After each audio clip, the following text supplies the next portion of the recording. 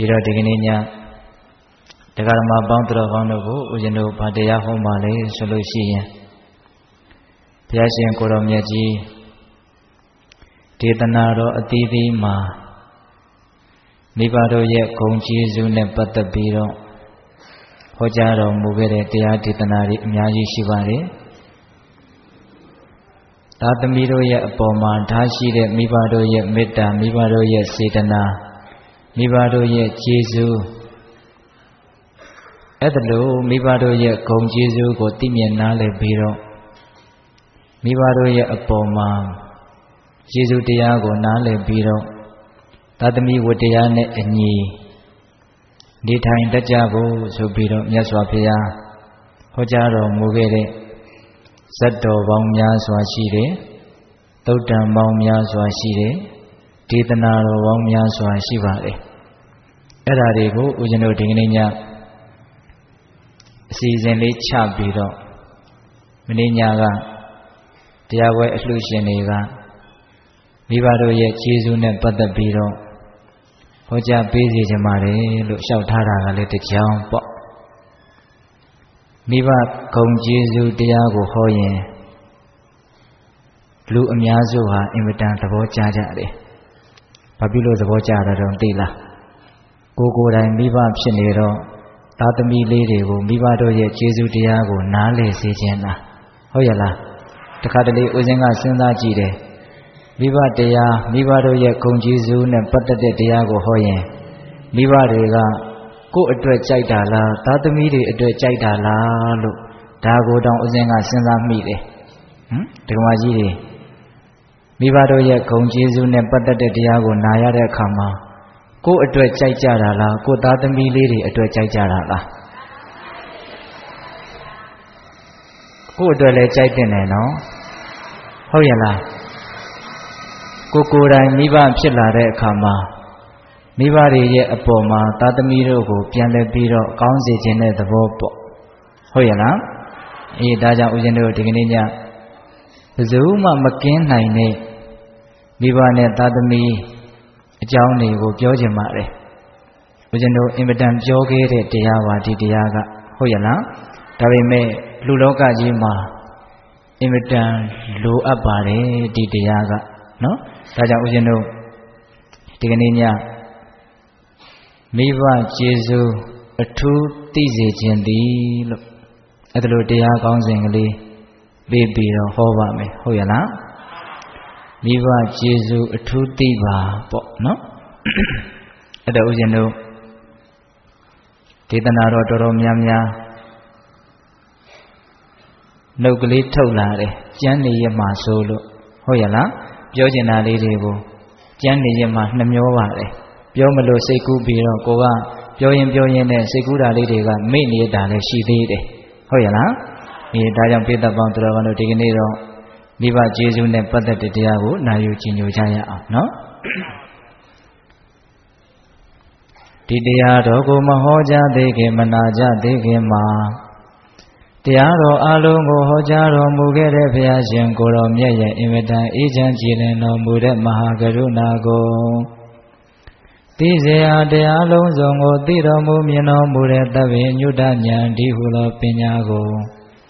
ထိုမဟာကရုဏာကိုပညာကိုနှစ်ပါးစုံတို့ဖြင့်ပြည့်စုံတော်မူတဲ့ဘုရားရှင်ကိုယ်တော်မြတ်ကိုယုတိမြတ်တို့ရှိခိုးပူဇော်ကြအောင်စုအလုံးလက်အုပ်ချီမှုပြီးတော့အာယုံပြုကြရအောင်ကရုဏာတိတလဟရယပညာပိဇောတဝိဟတမောဟဓမ္မံသာနရမရလောကကရုဝန္တိဒုက္ကတံဂတိဝိမု क्त ံကရုဏာတိတလဟရယမဟာကရုဏာတော်ဖြင့်ဤမြသောစိတ်နှလုံးလည်းရှိတော်မူပါပေထသောပညာပိဇောတဝိဟတမောဟဓမ္မံ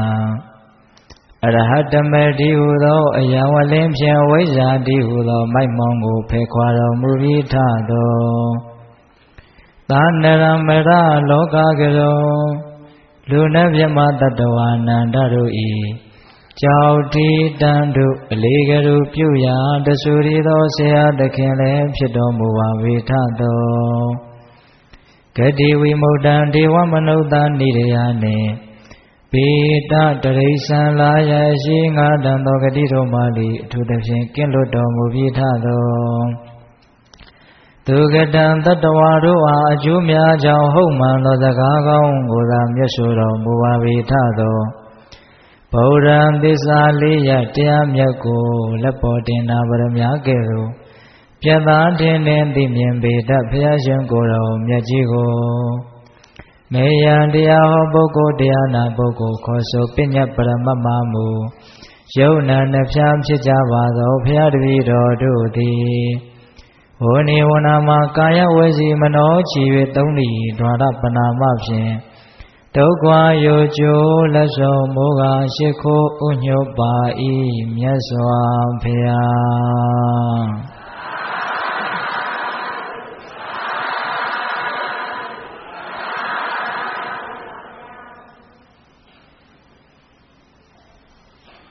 ဘုရားတို့ဒီကနေ့ညမိဘတို့ရဲ့ကျေးဇူးတရားနဲ့ပတ်သက်ပြီးတော့သိမြင်နားလည်ကြစေဖို့ဘုရားတို့တရားကိုအပိုင်း6ပိုင်းလောက်ဟောပြီးတော့ပိဋကပေါင်းသူတော်ကောင်းတို့ကိုဒီကနေ့ညဦးဇင်းတို့မိဘရဲ့ဂုဏ်ကျေးဇူးနဲ့ပတ်သက်ပြီးတော့ပြောသွားမယ်လို့စိတ်ကူးထည့်ထားပါတယ်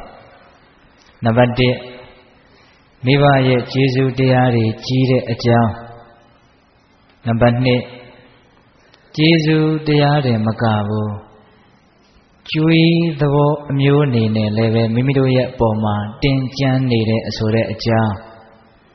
မိတဲ့ကျေးဇူးဆိုတာရဲ့ကျွေးဆိုတာရဲ့မတူဘူးနော်အေး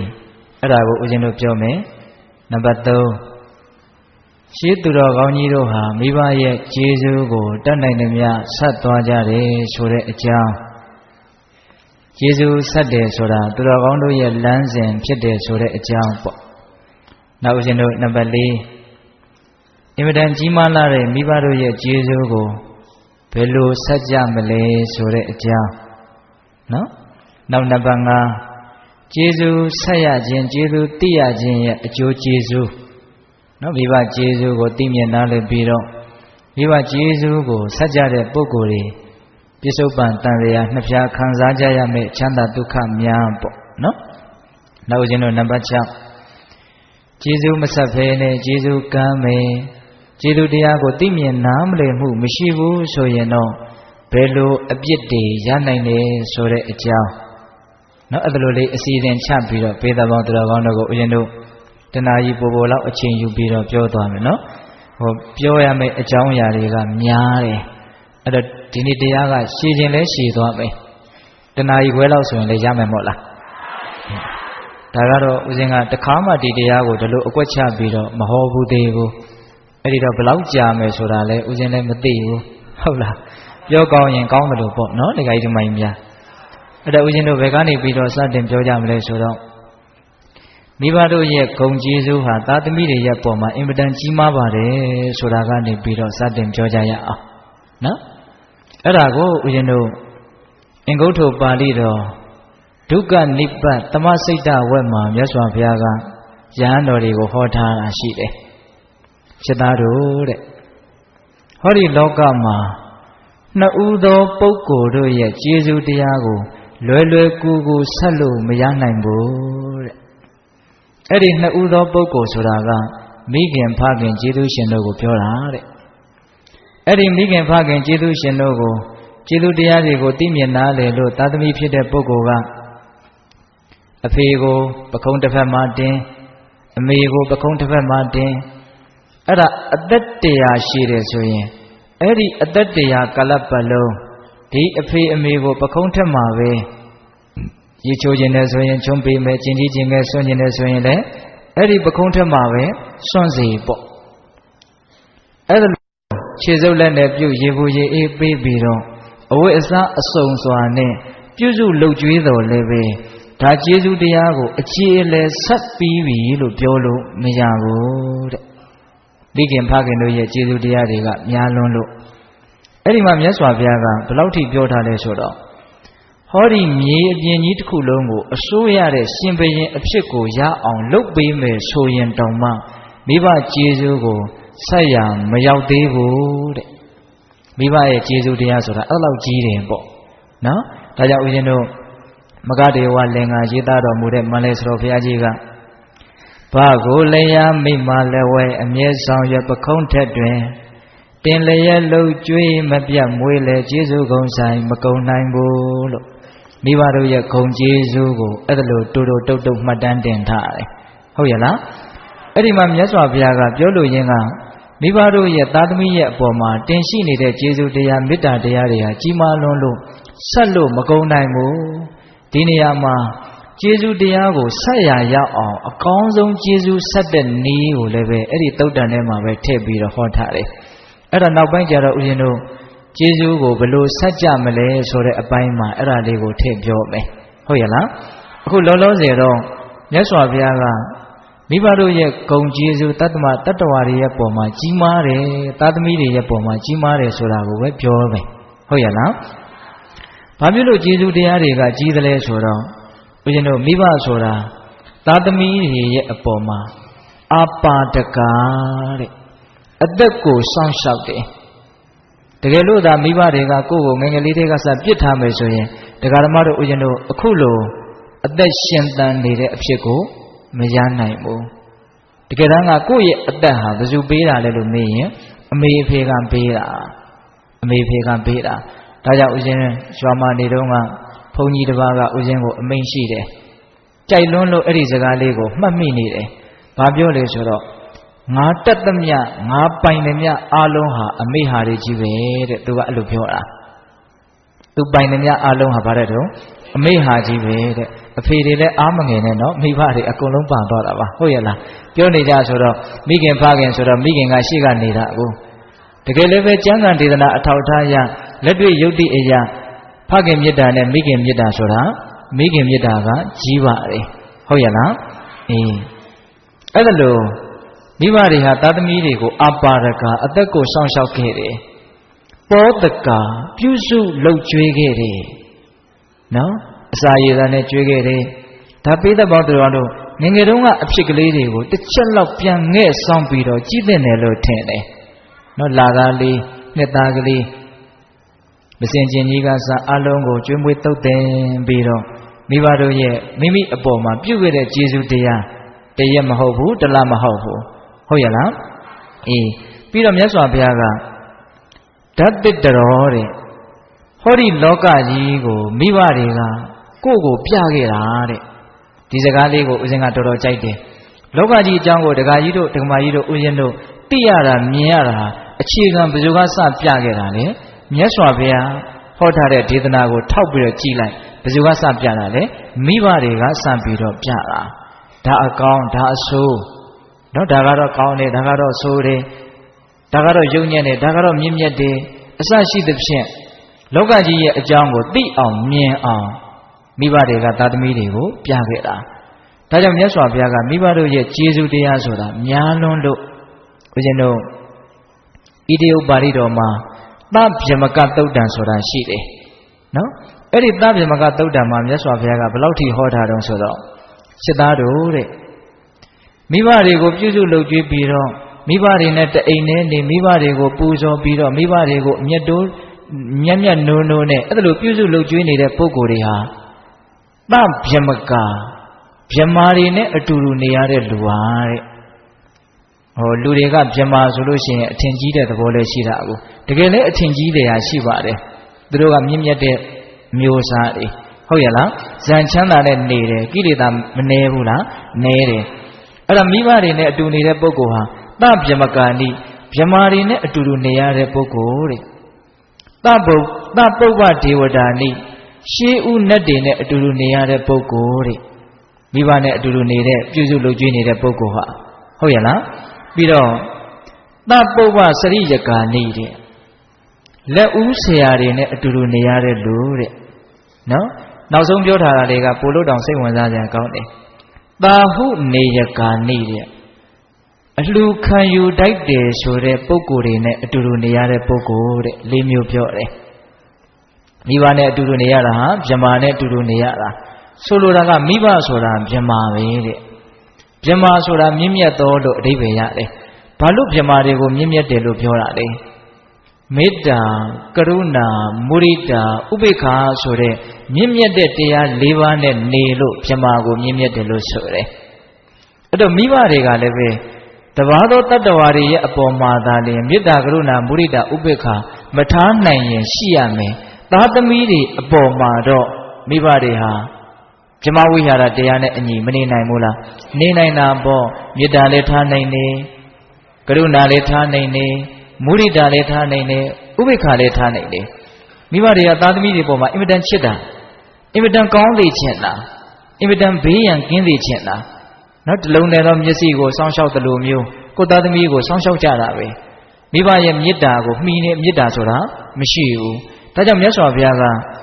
ပေးတတ်လို့ရပါတယ်မေတ္တာတုတ်မှာမာတာယထာနိယံပုဒ္ဒလို့မေတ္တာကိုအကောင်းဆုံးဥပမာပေးတော့တူရီသောသားကိုမိခင်ဟာချစ်မြတ်လို့စောင့်ရှောက်တယ်လို့တတ္တဝါတွေကိုချစ်ရမယ်လို့ပြောထားတာမရှိဘူးလားရှိတယ်မိဘတွေကသားသမီးတွေပေါ်မှာချစ်တယ်ဒါကြောင့်ပါလေမေတ္တာရှိတယ်သားသမီးတွေပေါ်မှာတနာတာကိုမရှိဘူးလားရှိတာပေါ့ဒါတွေကအခြေချက်ပြောရင်အင်မတန်ကောင်းတယ်နောက်ထပ်ပြောရမယ့်အချက်လက်တွေကအများကြီးရှိလို့သိလားသားသမီးတွေကိုမိဘတွေဟာဘလောက်ချစ်တယ်လဲဆိုတာကိုမိဘဖြစ်ဖူးတဲ့ပုံကိုယ်တွေကပို့ပြီးတော့နားလေကြလိမ့်မယ်အဇာတတမင်းကသူ့အဖေကိုတတ်တော့အဖေသေးပြီဆိုတဲ့စာနဲ့သားလေးမွေးပြီဆိုတဲ့စာတပြိုင်တည်းရောက်လာတာမဟုတ်လားသူ့တွေကိုရောက်လာတယ်နော်ရောက်လာတဲ့အခါကျတော့အဲ့ဒီမှာအဇာတတရဲ့ခံစားချက်ပေါ့ဟုတ်လားအဖေသေးပြီပြီးတော့ဗာလဲသားလေးမွေးပြီသားလေးမွေးပြီဆိုတာကိုသိရတော့သားပေါ်မှာချစ်တဲ့မေတ္တာကြောင့်ဒီအင်မတန်ကြည်လင်တဲ့စိတ်ကချမ်းသာတဲ့သဘောကရိုးတွင်းချင်စီထိအောင်ခိုက်တယ်အဲ့ဒီမှာသူတစ်ချက်နားလေသွားတယ်ငါဟာငါသားလေးကိုချစ်တယ်လို့ငါအဖေကလည်းငါ့ကိုချစ်မှာပဲဆိုတဲ့တစ်ချက်ပေါ့အဇာတတဟာအဖေကိုတတ်ခဲ့တဲ့အတွက်ကြောင့်အင်မတန်ဆိုးဝါးတဲ့သမိုင်းရှိတဲ့ပုဂ္ဂိုလ်ပေါ့နော်သို့တော်လည်းပဲအဇာတမင်းကြီးကဘုဒ္ဓသင်အရာမှာမြတ်စွာဘုရားကိုကြည်ညိုတဲ့နေရာမှာ2ယောက်မရှိဘူးလို့ပြောတယ်ဒါကြောင့်ဦးဇင်းတို့နှစ်ပေါင်း6000ပြီးရင်ဝိဇိတာဝီဆိုပြီးတော့ပြစ္ဆေကဗုဒ္ဓဖြစ်မှာနော်အဇာတတကအဲ့ဒီမှာသူ့ရဲ့အတွေးလေးတစ်ချက်ကတော့တော်တော်ရည်စက်နီးတယ်မကောင်းဘူးလားနော်ငါဟာငါသားလေးကိုချစ်တယ်လို့ငါအဖေဟာလည်းငါ့ကိုချစ်မှာပဲဆိုတဲ့အတွေးတချို့မိဘတွေမှာအဲ့လိုမျိုးတွေးချင်မှတွေးမှာနော်ရွာမှာဦးဇင်းတခါကြီးတယောက်ကပြောတယ်သူ့သားကသူ့မြေးကလေးကိုပေါ့လေသူ့သားကသူ့သားလေးကိုချီပြီးတော့လာသူ့ရှိမှာပဲနမ်းရှုံပြီးတော့နေတော့ဖေကြီးကပြောတာပေါ့မင်းကမင်းသားလေးကိုချစ်တာလားကွယ်လို့မေးတယ်အဖေလည်းချစ်တာပေါ့ငါမင်းကိုအဲ့လိုချစ်ခဲ့တာကွာလို့ပြောတော့ယုံပါဘူးဗျာလို့ပြောတယ်တဲ့ဟုတ်လားတခါကြီးမိုင်မြဟုတ်ရလားအဲ့တော့မိဘတွေဟာသားသမီးတွေကိုအင်မတန်ချစ်တယ်မေတ္တာလည်းရှိတယ်ပြီးတော့ဗာလဲကရုဏာတစုံတရာဘေးအန္တရာယ်တင့်တယ်ဆိုရင်အလွန်တနာတယ်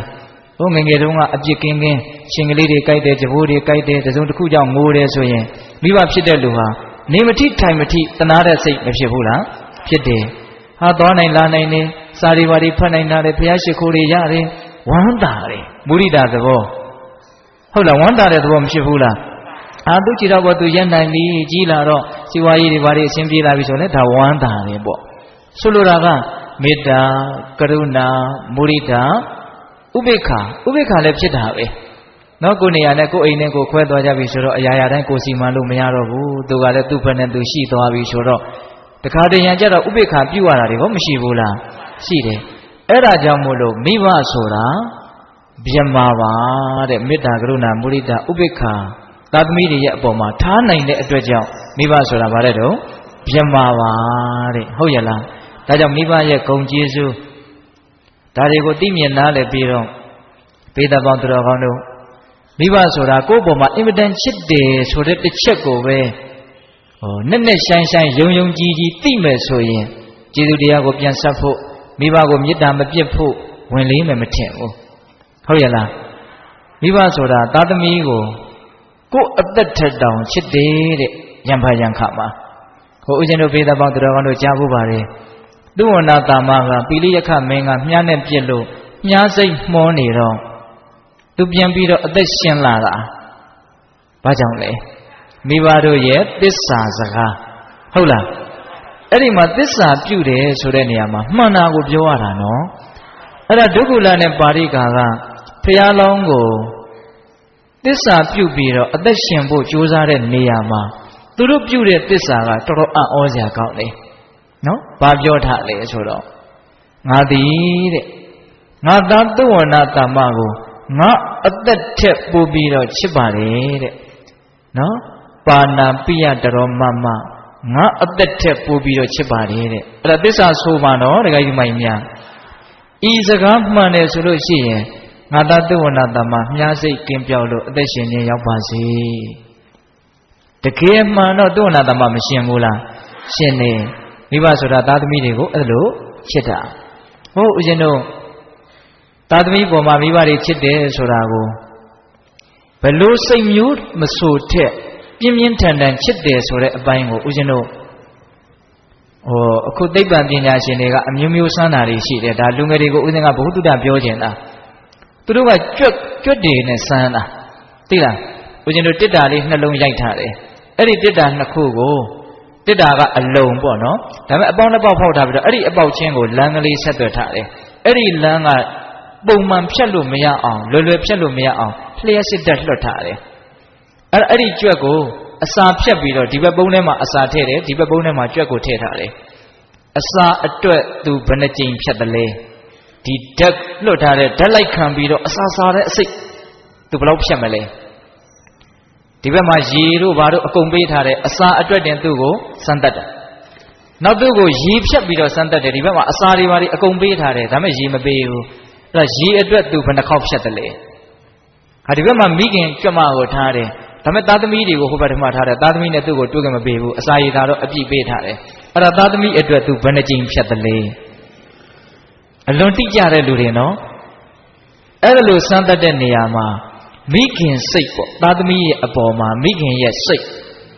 အဲ့ဒါကအပြင်းထန်ဆုံးဆိုတာတွေ့ရတယ်ရေငတ်တဲ့စိတ်အစာစားတဲ့စိတ်တဲ့တောင်မှပို့ပြီးတော့ပြင်းထန်နေတဲ့သူရခိုင်နှုန်းအများဆုံးပဲဖြတ်တဲ့အချိန်အများဆုံးပဲသားသမီးကိုတွေ့ကျင်တဲ့ဇောနဲ့ဒီကြွတ်မဟာဘယ်နှကြိမ်ဖြတ်တုံးဆိုရင်22ကြိမ်ဖြတ်တယ်တဲ့နော်အစာစားတဲ့စိတ်ကြောင့်မို့လို့အကြိမ်20ဖြတ်တယ်တဲ့ရေငတ်တဲ့စိတ်ကြောင့်အကြိမ်20ဖြတ်တယ်အစာစားတဲ့စိတ်ကြောင့်18ကြိမ်ဖြတ်တယ်ဟောနော်သားသမီးပေါ်မှာဖြစ်တဲ့စိတ်ကရေငတ်တဲ့စိတ်အစာစားတဲ့စိတ်တဲ့တောင်ပြင်းထန်တယ်ဒါကသူတို့စမ်းရတာလေးနဲ့စမ်းကြည့်ကြတာပေါ့ဟုတ်ရဲ့လားအဲ့တော့ဦးဇင်းတို့ကဒီနေရာမှာပြောချင်တာကမိဘတွေဆိုတာသားသမီးတွေရဲ့အပေါ်မှာအင်မတန်ချစ်ကြတယ်မျက်နှိုးကြတယ်လုပ်ရသလောက်အကောင်းဆုံးလုပ်ပေးခြင်းကြတယ်ဒါကြောင့်ကိုယ့်ပေါ်မှာကျေးဇူးတရားတွေအများကြီးမရှိဘူးလားရှိတယ်ဒီနေရာမှာဦးဇင်းတို့ဆက်ပြီးတော့ပြောချင်တာကကျေးဇူးတရားသဘောတင်မကဘူးကျွေးသဘောမျိုးပါတင်းနေတယ်ဆိုတာကိုနားလည်သိချင်တယ်ကျွေးဆိုတော့နည်းနည်းတော့ယဉ်သီးသွားတာပေါ့နော်ကျေးဇူးဆိုတော့နည်းနည်းနူးညံ့တဲ့သဘောရှိတယ်ဟုတ်ရဲ့လားအေးဒါပေမဲ့ကျွေးဆိုတဲ့အသုံးနှုန်းမြတ်စွာဘုရားကိုယ်တော်တိုင်သုံးခဲ့တာဦးဇင်းတို့ပိဋကပေါင်းတော်တော်တို့ကြားဖို့ပါတယ်တာလိကေရာရဇတ်ဆိုတဲ့ကေရာရကြေးမင်းဇတ်ကြားဖို့တယ်မဟုတ်လားဟိုဘုရားလောင်းကကျက်တူရည်လေးဖြစ်တော့အပေါင်းအသင်းကျက်တူရည်တွေနဲ့လေတစ်ခွက်ကိုဝင်ပြီးတော့စားကြတော့ပြန်ပြီးဆိုတော့သူကစပယ်နှံတွေကိုကိုက်ချီပြီးတော့ပြန်သွားတာကျန်တဲ့ကျက်တူရည်တွေကဝါယုံစားပြီးတော့ဒီတိုင်းဗလာချင်းပြန်သွားတာသူကနှုတ်သီးမှာပါတော့စပယ်နှံတွေအများကြီးပန်သွားတယ်အဲ့ဒါကိုလေဆောင်တဲ့ယောက်ျားကဆန်းလေဒီကျက်တူရည်တော်တော်ဆိုးတာပဲပေါ့အဲ့ဒါနဲ့လေရှင်ပုံနာကိုပြောတော့အဲ့ဒီကျက်တူရည်ကိုရအောင်ဖမ်းနောက်တော့တူပြောကြပါစို့ရတယ်ရတော့ဘုရားလောင်းကျက်တူရည်ကိုမြင်တော့ပုံနာကတတ်ဖို့နေသားသားသမီးလိုချစ်တယ်လို့ဆိုတယ်သိလားအဲ့ဒါနဲ့ပြုံပြုံးရွှင်ရွှင်ပဲမေးတယ်ဩအမောင်ကြီးသားမင်းကဟိုမှာစပရိုက်တွေဘာတွေများရှိလားဒါမှမဟုတ်မင်းငါ့ကိုတော်တော်မုန်းနေနဲ့တူတယ်ငါလေကစပယ်နှံတွေကိုမင်းအများကြီးဖြက်စီးတယ်အဲ့လိုပြောတော့ဘုရားလောင်းကပုံနာကြီးတဲ့သူ့မှာကျွေးဟောင်းကိုလည်းဆက်ရပါတယ်ကျွေးသစ်ကိုလည်းချရပါတယ်ရွှေအိုးလည်းမြုပ်ရပါတယ်လို့စကားသုံးပုံပြောတယ်ဘယ်သူကြားဘူးတယ်မဟုတ်လားအေးကျွေးဟောင်းကိုလည်းဆက်ရပါတယ်ဆိုတာကမိခင်ဖခင်အိုတွေကိုသူပြန်လဲပြီးတော့ကျွေးမွေးရတယ်တဲ့ဒါကြောင့်မလို့တပည့်နှံတွေကိုသူချီသွားတာကျွေးသစ်ချတယ်ဆိုတာကအတောင်မစုံသေးတဲ့သားငယ်သမီးငယ်လေးတွေရှိတယ်အဲ့ဒါတွေကိုသူကျွေးရပါတယ် အဲ့ဒါကျွေးသိချတာပါတဲ့ရွှေအိုးမြုပ်တယ်ဆိုတာကတော့တခြားဘာမှမတော်တဲ့နားတွေနဲ့အိုးနေတဲ့ကြေးသားတွေကိုကျွေးဖို့မွေးဖို့ဆိုပြီးတော့သူကုသိုလ်ကောင်းမှုအနေနဲ့ပြုတာကိုရွှေအိုးမြုပ်တယ်လို့ပြောတယ်အဲ့ဒီဇတ်တော်မှာဘုရားလုံးပြောတဲ့စကားကိုထောက်ထားသောအဖြစ်မိဘတွေရဲ့သာသမီပေါ်မှာပြုခဲ့တဲ့အမှုတွေဟာကျွေးသဘောမျိုးဖြစ်နေတာနားလည်လို့မရဘူးလားရတယ်နော်ပိဋကပေါင်းတော်ကောင်းတို့သိလားကျွေးဆိုရင်တော့ဆက်မကောင်းလိမ့်မယ်နော်ဟုတ်ရလားနော်ကျွေးဆိုရင်တော့ဆက်ရလိမ့်မယ်နော်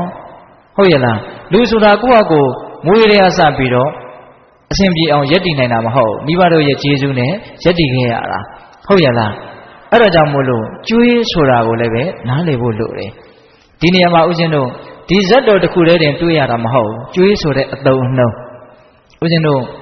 မဟာပဇာပတိဂေါတမီထေရီပြိဋိဘံစံဃာနီးတော်မြတ်စွာဘုရားကို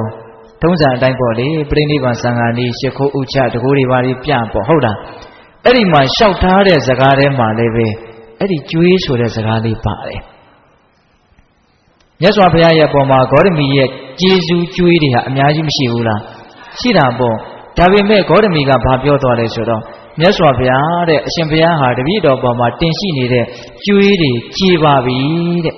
တွန်တင်သည်အနနောကျွေးကင်းသူသည်အတိဖြစ်ပြီတဲ့ဘာပြုလို့တော့ဆိုတော့တပည့်တော်အတွက်အနှောင်အဖွဲတွေဒီဟုသောဘေးကနေစောင့်ရှောက်တဲ့အတွက်ကြောင့်ဆိုလိုတာကမြတ်စွာဘုရားပေးတဲ့တရားကြောင့်မြတ်စွာဘုရားကြောင့်သိရတဲ့တရားကြောင့်ရရှိထားတဲ့အကျိုးကျေးဇူးတွေကသူပြုခဲ့တဲ့ကျေးဇူးတွေအစမတန်များတဲ့အတွက်ကြောင့်ကျွေးကြည်ပြီလို့ပြောတာသဘောပေါက်လားနော်အဲ့ဒီကျွေးဆိုတဲ့အသုံးအနှုန်းကိုလည်းဂေါတမီထေရီပြောခဲ့တယ်လို့မှတ်ထားနော်ဒါကြောင့်ပိဋကပေါင်းသူတော်ကောင်းတို့မိဘတွေရဲ့ကျေးဇူးတရားတွေကိုယ့်ပေါ်မှာရှိနေတယ်လို့ကျွေးဆိုတဲ့ပုံသဏ္ဍာန်တစ်မျိုးနဲ့လည်းရှိနေတယ်ဆိုတာကိုနားလည်ရမယ်ဒါကတော့မဖြစ်မနေလှုပ်တဲ့နယ်ဆိုတဲ့အဓိပ္ပာယ်မျိုးတက်ရောက်အောင်ဦးဇင်းတို့ကပြောတာပါမိဘတွေကတော့သားသမီးတွေကိုဒီကောင်တွေငါကျွေးပေးထားလိုက်မယ်မဆက်ရင်တော့ဘာဖြစ်စီဆိုတော့အဲ့လောက်ယုံရင်းတဲ့စိတ်ရှိမလားမရှိပါဘူးဟုတ်ရဲ့လားအေးဒါပေမဲ့ကိုကနားလည်ထားဖို့မလိုဘူးလားနားလည်ထားဖို့လိုတယ်အဲ့ဒီတော့ကျေးဇူးတွေရှိတယ်ကျွေးတွေရှိတယ်ဆိုရင်တော့ဘာလို့ရမလို့ဆက်ရလိမ့်မယ်ဆက်ရလိမ့်မယ်ဟုတ်ရဲ့လားအေးအဲ့တော့ကျေးဇူးဆက်တယ်ဆိုတာရှင်းသူတော်ကောင်းတို့ရဲ့လမ်းစဉ်အသိဉာဏ်ရှိတဲ့ပုဂ္ဂိုလ်တွေရဲ့အလုပ်ဟုတ်ရဲ့လားဒါကြောင့်မြတ်စွာဘုရားကကျေးဇူးဆက်ရမယ်ကျေးဇူးဆက်ရမယ်လို့မဟောဘူးလားဟောတယ်အဲ့တော့ဒီနေရာမှာပိဋကပေါင်းသူတော်ကောင်းတို့က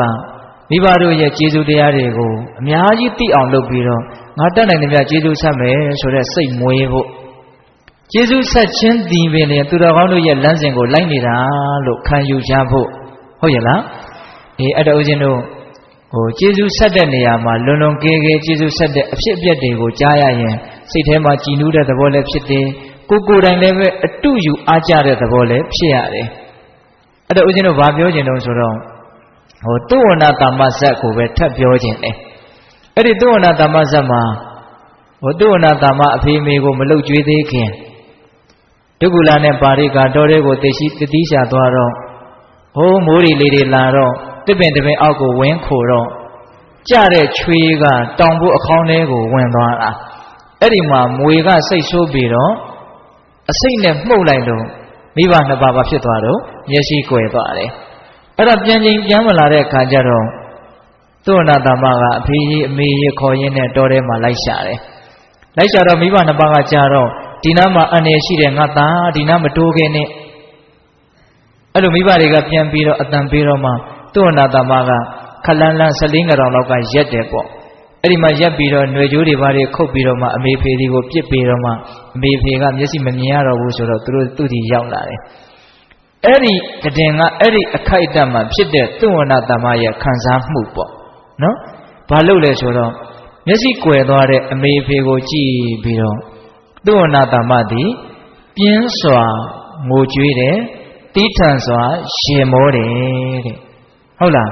ငိုခြင်းရေခြင်းကိုဇက်တိုက်သူပြုတ်ပြလိုက်တယ်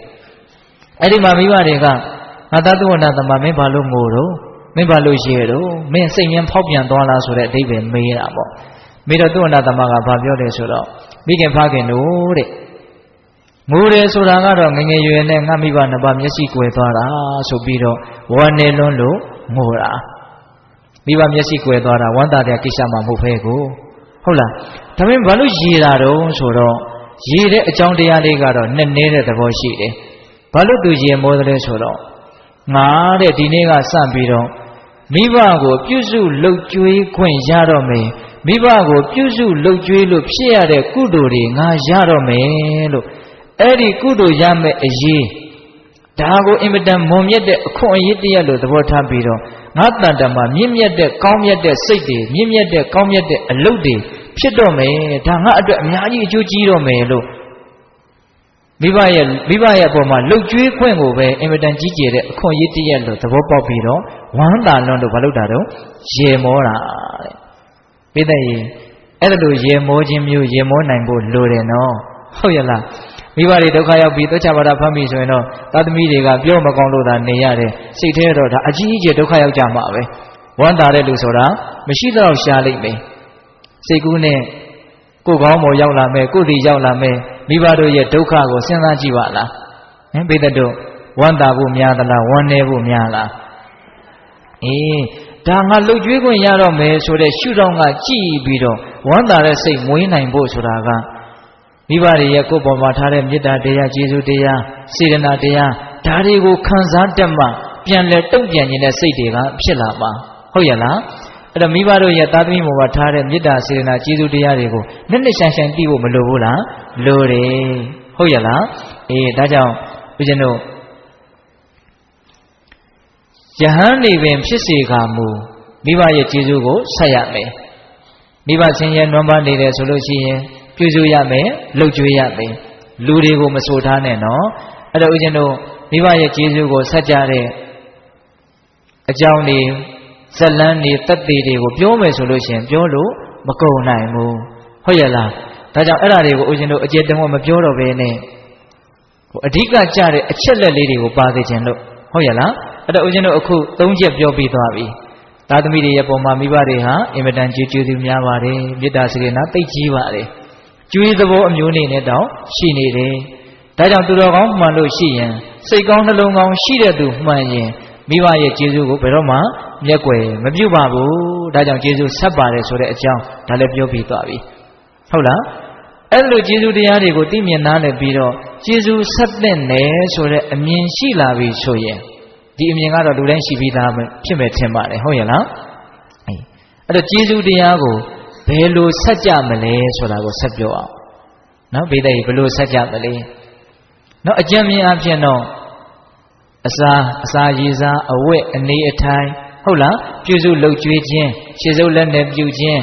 နေမကောင်းထိုင်မကောင်းရှိရင်ဆေးဝါးဖြင့်ပြုစုခြင်းနော်နှုတ်ရဲ့ချိုတာတဲ့သဘောအေးချမ်းတဲ့မေတ္တာအဲ့ဒါတွေနဲ့မိဘရဲ့အပေါ်မှာပြုစုလှုပ်ကြွေးရမယ်ဆိုတာတော့ပိဿပေါင်းတော်ကောင်းတို့အကြံဉာဏ်သိကြတယ်ဟုတ်ရဲ့လားအဲ့ဒါကပစ္စည်းဝတ္ထုဖြင့်လောကီလိုကျေးဇူးဆက်တဲ့နည်းလို့အတူတူပြောကြပါစို့အဲ့ဒါလောက်ရမှာပဲနော်တခါကြီးမိုင်းများအဲ့ဒီနေရာမှာဦးဇင်းတို့တစ်ချက်သတိပေးနေတာကတော့မိဘတွေကိုတချို့ကမိဘတွေကပြည်လဲနေတာပဲမိဘတွေမှာအဆင်ပြေးနေတာပဲဆိုရင်သားသမီးတွေကတိတ်ပြီးတော့ကျွေးရမှမသိဘူးအဝတ်ပေးရမှမသိဘူးခြေစုပ်လက်နဲ့ပြုတ်ပေးရမှမသိဘူးဟောစဉ်းစားကြည့်နော်မိဘနဲ့အိမ်ကိုနဲ့အိမ်ခွဲနေတယ်မိဘတွေကလည်းအရွယ်ရှိသေးတယ်ဆိုတော့သူတို့လည်းသူတို့စီဝါသူတို့လှုပ်ဟုတ်လားကျဉ်းကျဉ်းမာမာနဲ့ဒီလိုတော်တော်လာရှိနေတယ်ဆိုရင်သားသမီးတွေကမိဘတွေကိုအဲ့ဒီအချိန်မှာဘာပြန်လှုပ်ပေးတော့ဘာမှလှုပ်မပေးတာပဲများတယ်သူတို့လည်းသူတို့ရှားစားနေတယ်အဲ့တော့ဦးဇင်းကတခါလေးစဉ်းစားကြည့်တယ်တချို့သားသမီးတွေကမိဘတွေကိုကျွေးမွေးဖို့အတွက်မိဘတွေကအင်မတန်နွမ်းပါတဲ့ငတ်မွတ်တဲ့အဆင့်ထိရောက်အောင်မြန်သူတို့စောင့်နေကြသလားမသိဘူးလို့အဲ့ဒါကိုလည်းဦးဇင်းကစဉ်းစားကြည့်တယ်နော်ကိုကလှုပ်ကြွေးတဲ့အခြေအနေရောက်အောင်မိဘတွေကအဆင်မပြေဖြစ်ပေးရမယ့်အနေအထားမျိုးမှန်ရှိနေသလားမသိဘူးငါလှုပ်ကြွေးရအောင်မိဘတွေအဆင်မပြေဖြစ်မှလှုပ်ကြွေးမယ်ဆိုတော့တော်တော်ဆိုးတာပေါ့ဟုတ်ရဲ့လား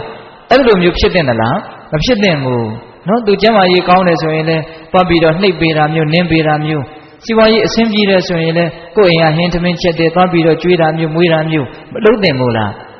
မလုပ်သင့်ပါလေအဲ့တော့သားသမီးတွေကများသောအားဖြင့်တော့မိဘတွေကိုဆင်းရဲနွမ်းပါတဲ့အဆင့်ထိစောင့်နေကြပုံရတယ် ဆေးရုံဆေးကန်းရောက်သည့်အထိစောင့်နေကြပုံရတယ်အိယာတွေကိုသွက်ချပါဖြစ်လေးဖြတ်သည့်အထိသူတို့စောင့်နေကြပုံရတယ်ကျန်တဲ့အချိန်မှာတော့မပြုစုကောင်းတယ်လို့မယူရကောင်းတယ်လို့နေကြတာထိုင်ကြတာများတယ်ဟုတ်လားတချို့ကြတော့လည်းပဲရှိသေးတယ်သားသမီးကမိဘကလိုအပ်နေတယ်ဆိုတာကိုတော့သိတယ်ဒါပေမဲ့တပည့်တော်တို့ကလည်းကိုယ့်ဟာကိုယ်အနိုင်နိုင်မယ်ဟောကိုယ်ကလည်းကိုယ့်ဟာနဲ့ကိုယ်ကြက်ကြက်တဲတဲဖြစ်နေတယ်ဆိုကြပါစို့အဲ့ဒါလို့ကိုကအဆင်မပြေဘူးဆိုတဲ့အကြောင်းပြချက်နဲ့မိဘကိုမပြုစုမလုပ်ကြွေးတာကောမရှိဘူးလားဒါလည်းမကောင်းဘူးနော်စောစောကပါလေမိဘတွေအဆင်ပြေနေတယ်ဆိုတဲ့အကြောင်းပြချက်နဲ့မပြုစုမလုပ်ကြွေးကြတာအခုကပါတော့ကိုအဆင်မပြေဘူးဆိုတဲ့အကြောင်းပြချက်နဲ့မပြုစုမလုပ်ကြွေးကြတာအဲ့ဒီအချက်ကိုကြတော့ဦးဇင်းတို့ကဘာပြောချင်လဲဆိုတော့ကင်ထားပါတော့ကိုကလည်းကိုစားဝတ်နေရအနိုင်နိုင်ကြိုးပမ်းနေရတယ်လုံးပမ်းနေရတယ်ထို့ရင်နော်ရှိစေတော့အဲ့ဒါလို့ဆိုရင်ပတ်စံလည်းမကုန်နဲ့ငွေကုန်ကြေးကြလည်းမရှိတဲ့အ ਨੇ ဆုံး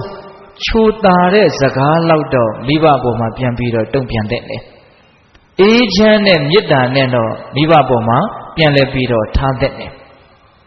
စဉ်းစားကြည့်နော်တချို့လူတွေနော်မိဘပေါ်မှာချိုတာတဲ့စကားမပေးနိုင်ဘူး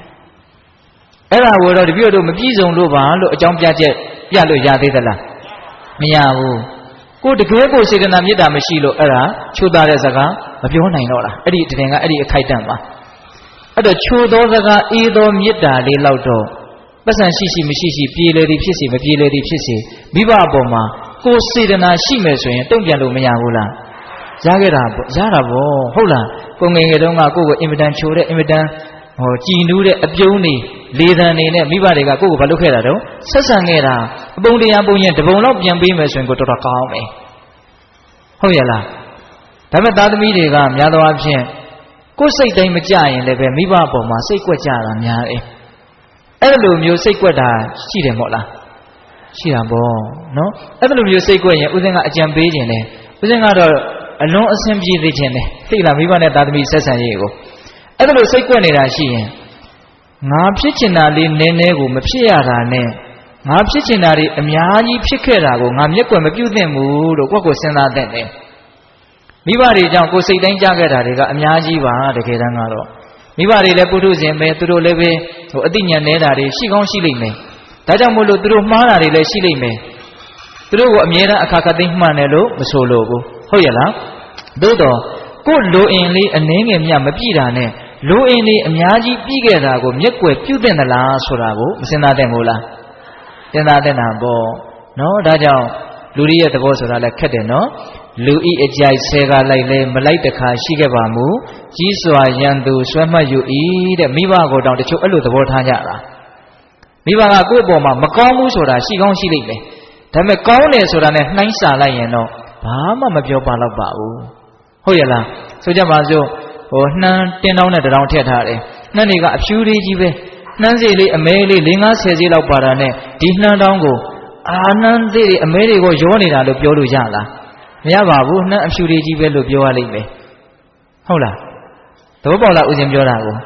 ဒါကြောင့်ပိဿပေါင်းသူတော်ကောင်းတို့မိဘကိုဘယ်လိုကျေးဇူးဆက်မလဲမိဘအစဉ်မပြေသည်အထိထိုင်ဆောင်မလားဒါမှမဟုတ်ကိုယ်အစဉ်မပြေတာကိုလည်းအစဉ်လေးတအားပြေသည်အထိထိုင်ဆောင်မလားဖြစ်တဲ့မူလို့ထင်တယ်ဖြစ်နေတဲ့အခြေအနေ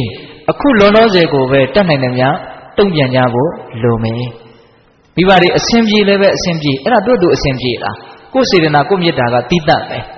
မလို့တင်မို့လားလို့တင်တာပေါ့ဒကာဓမ္မတို့သူများတွေကကြွေးယူထားတယ်ဆိုရင်တထေးတယောက်စီကကြွေးယူထားတယ်သူတို့အစဉ်ပြေးနေတာပဲငါပြန်ပေးကြမလို့ဘူးလို့လုပ်လို့ရလားဘာဖြစ်လို့တော့အဲ့ဒါကြတော့ကြွေးကိုမိဘကြတော့အဲ့လိုသဘောထားလားမထားဘူးဟုတ်ရဲ့လားဒါကြောင့်ပိဿပေါင်းသူတော်ကောင်းတို့ဒီအချက်လေးတွေဒါဦးဇင်းတို့ကစဉ်းစားစေချင်တာနော်ဟုတ်ရဲ့လားအေးပြီးတော့ဦးဇင်းတို့ပြောချင်တာကမိဘရဲ့ကျေးဇူးကိုဆက်ကြတဲ့နေရာမှာအဲ့ဒါလိုပြုစုမှုယူရမှုနဲ့ဆက်ကြတာတွေရှိတယ်နော်အဲ့ဒါလိုနီးနဲ့ဆက်လို့ကတော့ကျေးဇူးဆက်ရမရောက်ဘူးလို့တော့ဆိုလိုတာမဟုတ်ဘူးဒါပေမဲ့အပြည်အလယ်ဆက်ပြီးပြီလို့တော့ပြောလို့မရဘူးတဲ့အဲ့ဒါဦးဇင်းတို့အင်္ဂုတ္တပါဠိတော်မှာမြတ်စွာဘုရားကမိဘရဲ့ကျေးဇူးကိုအကောင်းဆုံးဆက်ရရောက်အောင်နော်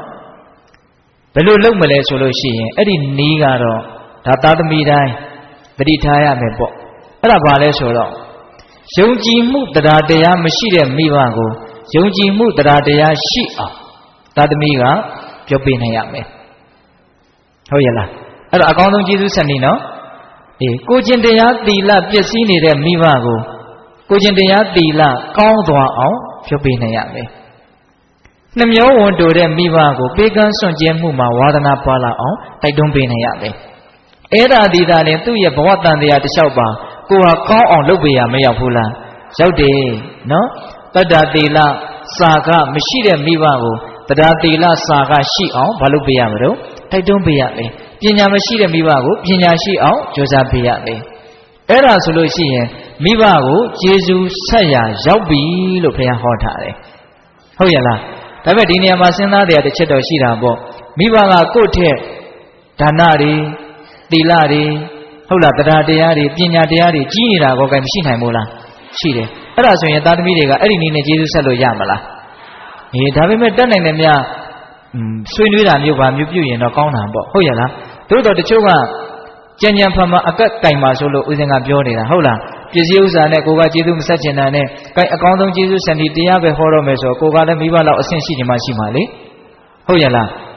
ဒါပေမဲ့ဒါကတော့မြတ်စွာဘုရားကတကယ်မိဘကယုံညံ့နေတာမျိုးဖြစ်ခဲ့မယ်ဆိုရင်သားသမီးကမိဘတဲ့တော်တဲ့အတိဇာတသားသမီးမျိုးဖြစ်ခဲ့မယ်ဆိုရင်ဒါလည်းဖြစ်နိုင်တာမျိုးရှိတယ်မို့လားရှိတယ်အဲ့လိုဆိုရင်တိတ်တော်တဲ့သားသမီးတွေကမိဘတွေကိုတွဲပြီးတော့ခေါ်ဖို့ဆိုတဲ့အဓိပ္ပာယ်ပေါ့တနည်းအားဖြင့်ဒီဘဝတူတူလေးအတွက်ကျေးဇူးဆက်တာမျိုးမဟုတ်ဘဲနဲ့တန်တရားတစ်လျှောက်လုံးစာအတွက်မိဘကိုအကောင်းဆုံးဖြစ်အောင်လုပ်ပေးတာပေါ့အဲ့တော့တကယ်လို့မိဘကကိုယ့်တည်းသိနေတယ်တက်နေတယ်ဆိုရင်လည်းပဲမိဘကိုရိတ်တာတွေဝင်ဖြစ်အောင်အလှူဒါနတွေပို့ပြီးတော့ပြုဖြစ်အောင်သားသမီးကပံ့ပိုးမယ်ဆိုရင်ကောအဲ့ဒါအကောင်းဆုံးကျေးဇူးဆက်တယ်လို့ပြောလို့မရဘူးလားရတယ်ဟုတ်ရဲ့လားဒါကြောင့်ပိဿပေါင်းသူတော်ကောင်းတို့မိဘကိုကျေးဇူးဘယ်လိုဆက်မလဲဆိုလို့ရှိရင်မိဘမပြေလေသည့်အထိထိုင်ဆောင်မနေပါနဲ့ကိုပြေလေသည့်အထိလည်းပဲထိုင်ဆောင်မနေပါနဲ့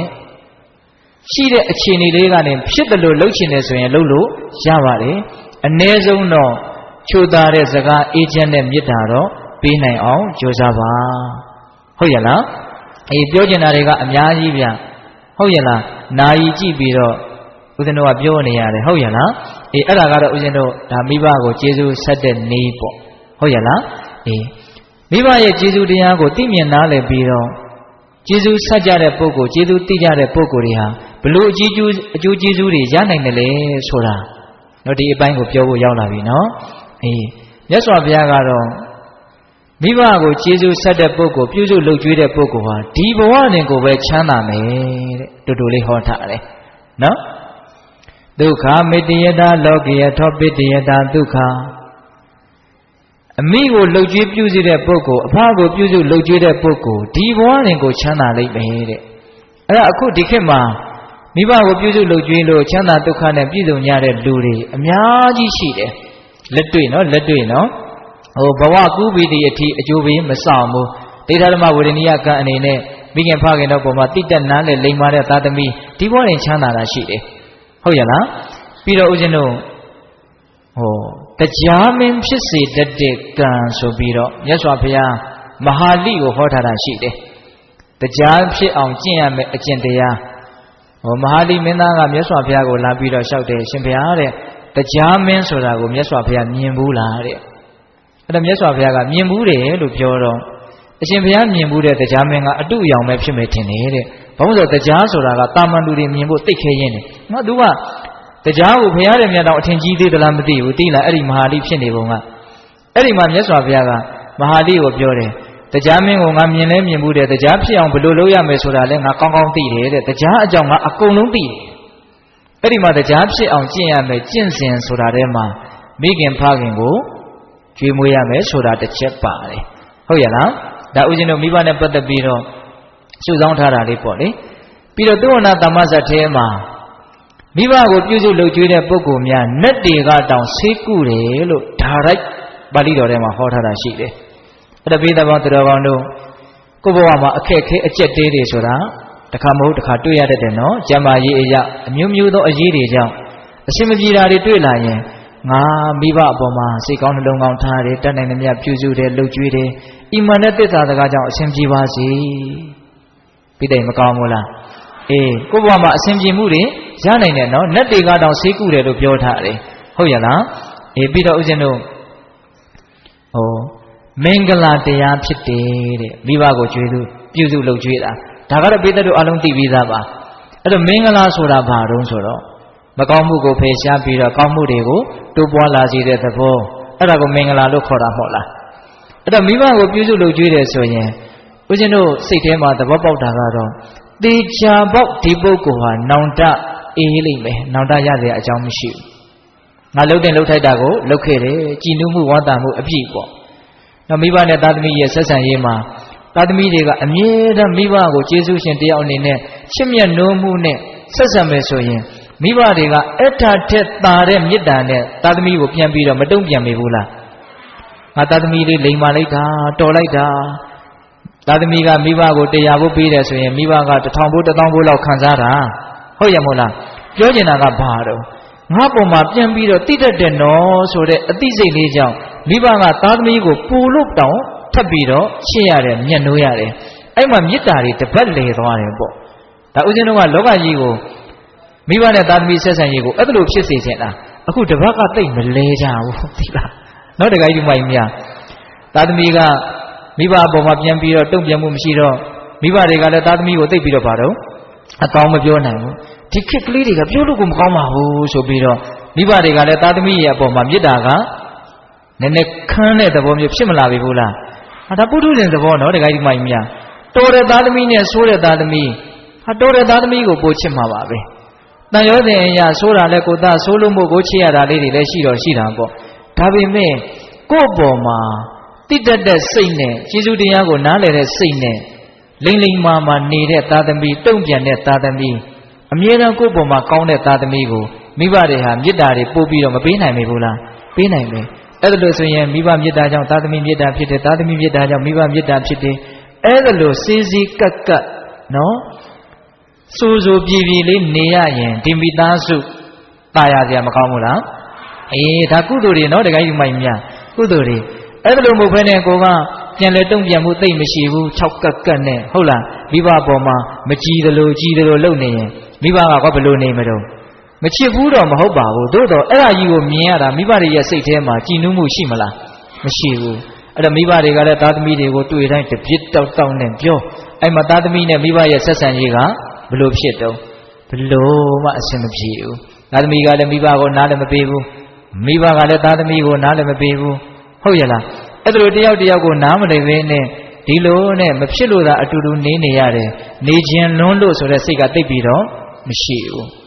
မကောင်းတော့ဘူးเนาะတခါဒီမိုင်းများဟုတ်ရလားဒါကြောင့်အဲ့ဒါမျိုးတွေမဖြစ်အောင်မေတ္တာတွေတပတ်လည်သွားအောင်မိဘကျေးဇူးကိုသိမြင်နားလည်ပြီးတော့ချိုးသားတဲ့စကားအေးချမ်းတဲ့မေတ္တာတတ်နိုင်တဲ့မြတ်ပြုစုယူရပြီးတော့ဖေးဖေးမမနေမယ်ဆိုရင်မကောင်းဘူးလားကောင်းတယ်ဒါကျေးဇူးဆက်ခြင်းရဲ့ကျေးဇူးသိခြင်းရဲ့အကျိုးတရားတွေဘယ်သူညင်းနိုင်မလဲမငင်းနိုင်ဘူးဟိုနောက်ဘဝကျမှရမယ့်အကျိုးကျေးဇူးတွေဘာတွေဦးဇင်းတို့သိမပြောဘူးနော်တခါကြီးမိုင်းများဟုတ်ရလားဒီဘဝတင်ကိုပဲအေးအေးချမ်းချမ်းမရှိပေဘူးလားရှိမယ်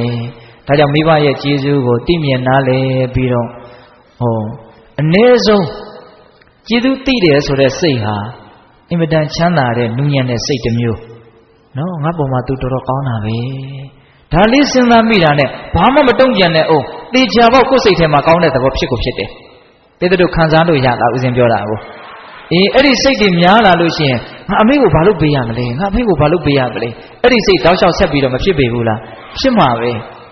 ကောင်းတာတွေအများကြီးဆက်ဖြစ်သွားမှာနော်ဒါကြောင့်မိဘရဲ့ကျေးဇူးတရားတွေကိုအများကြီးသိအောင်ကြိုးစားရတယ်ဦးဇင်းတခါတလေစဉ်းစားကြည့်တာက